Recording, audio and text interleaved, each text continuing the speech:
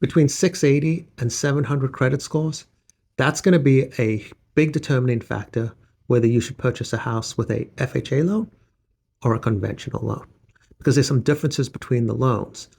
So typically, an FHA loan will require 3.5% down.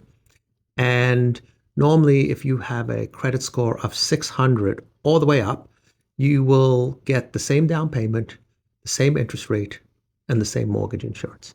There are some exceptions. If you go below a 600 credit score, sometimes the rate or the cost can go up. So we're not talking about that right now.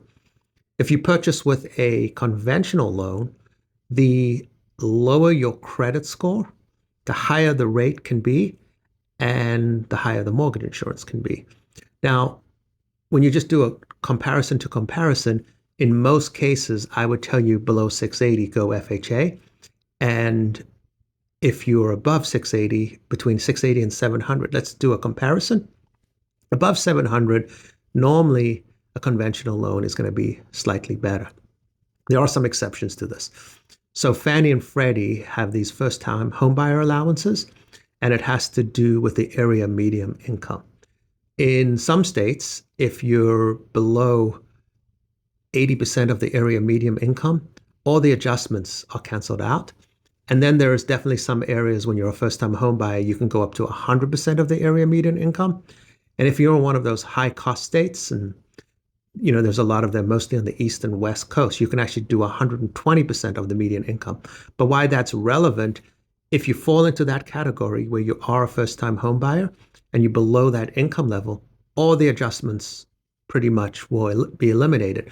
In that case, that conventional loan can be a better loan for you as far as interest rate, although the mortgage insurance can be more. So you have to really analyze it. It's not simple. When somebody comes to me and asks me for a loan, and I see their credit score and I see they're between 680 and 700, and I look at their income level, I will look at both. And typically I will present both to the buyer and I'll say, okay, listen, if you go with FHA, this is the cost, this is what's associated, maybe this is the funding fee.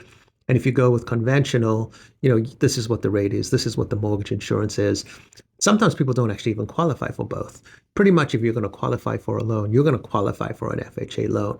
You might not qualify for a conventional loan. It's just a tougher approval.